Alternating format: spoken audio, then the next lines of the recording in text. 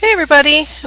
It's possible that you've already started printing articles and highlighting them, but it's never too late for me to give you the best advice that I can give you for how to really efficiently prepare for your literature review.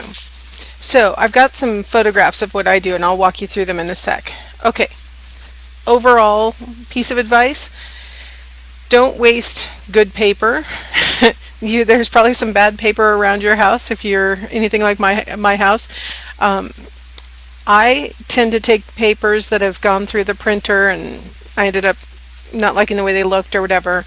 I tear those pieces of paper into quarters and then I use those in place of cards.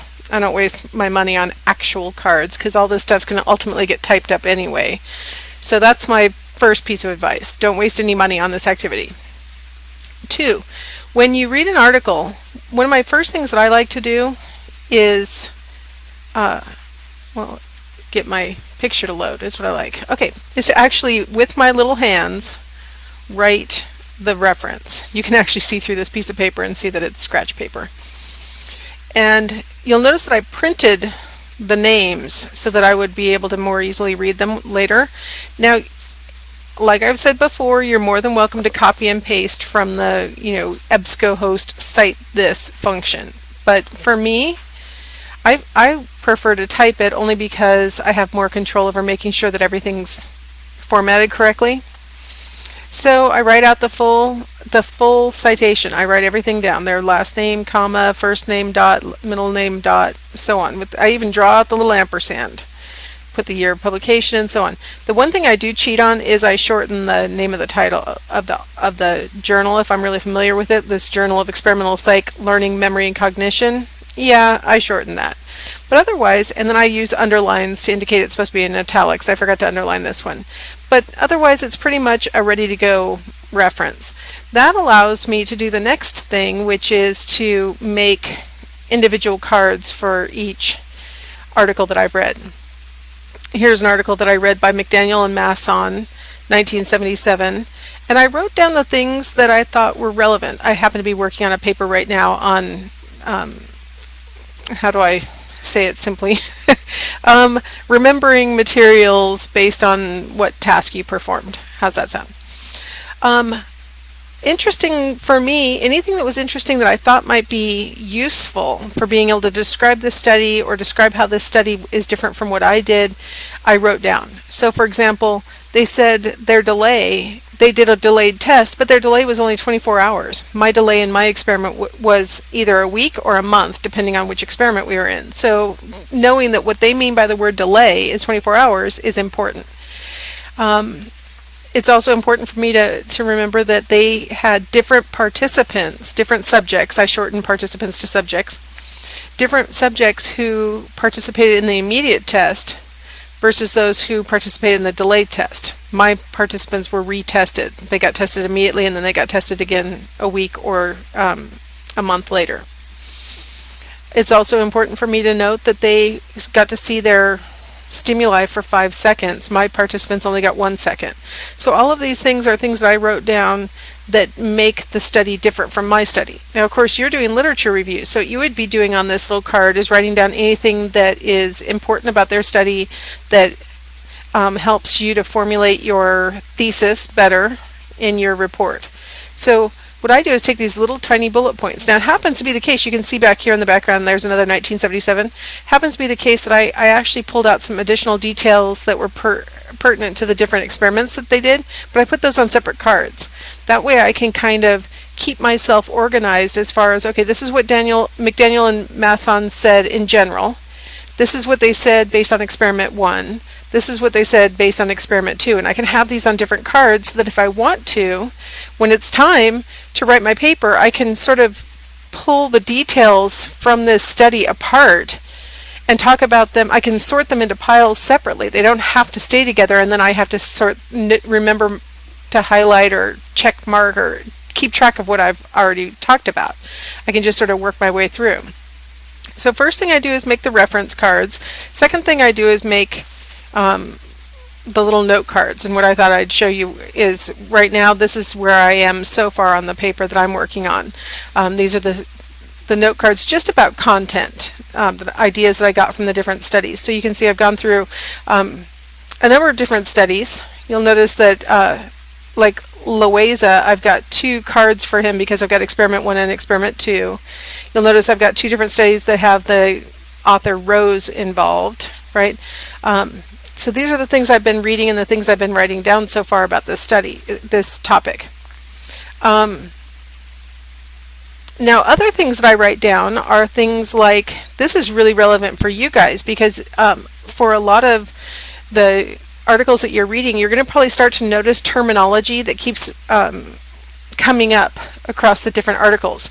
And so it's really important to start making a little list of what they mean by different words. Like, I noticed that in the more modern articles, the ones that have been written since 1995, which you might be thinking modern, but since 1995, they've been talking about, they've been calling it an episodic memory task.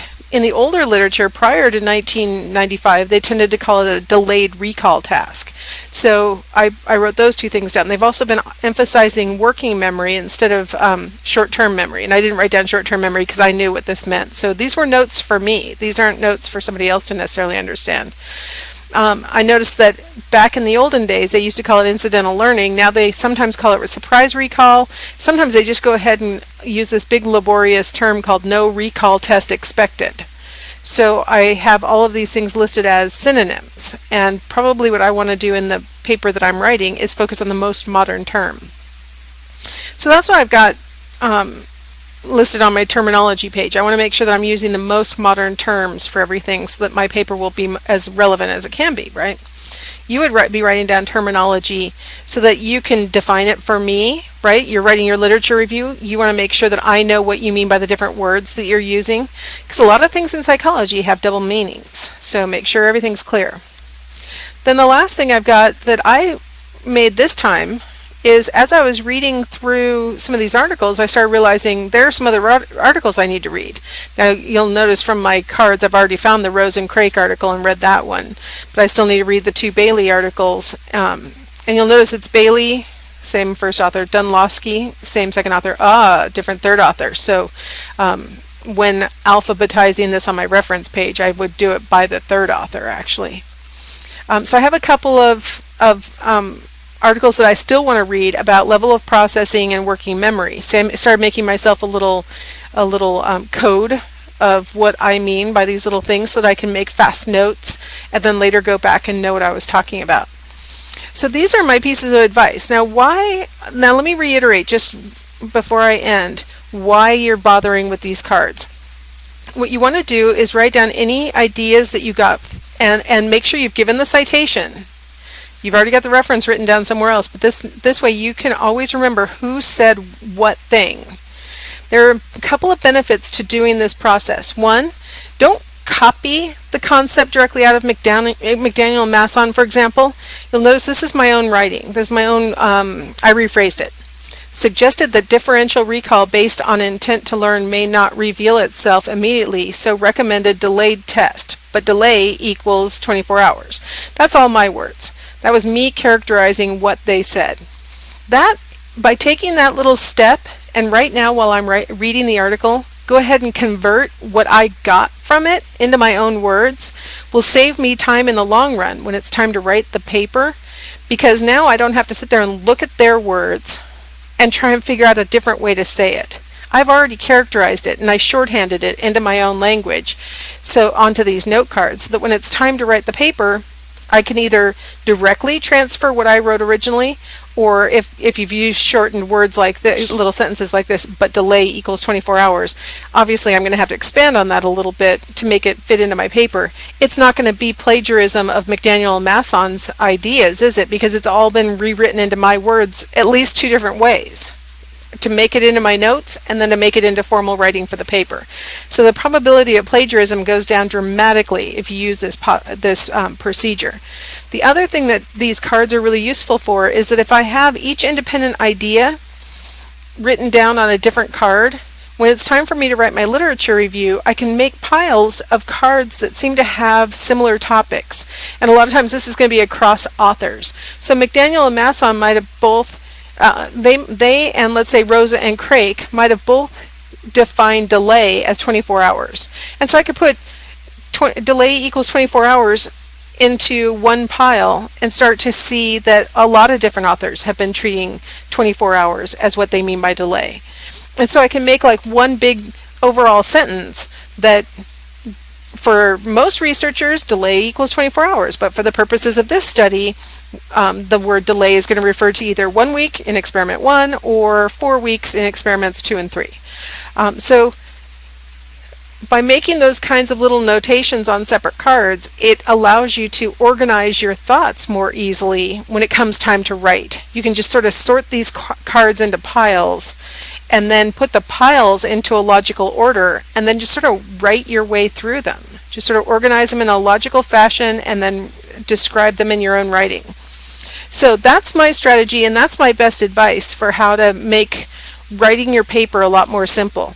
Don't waste your ink printing your actual articles. I sit here with my laptop, I read the articles, and I take my notes.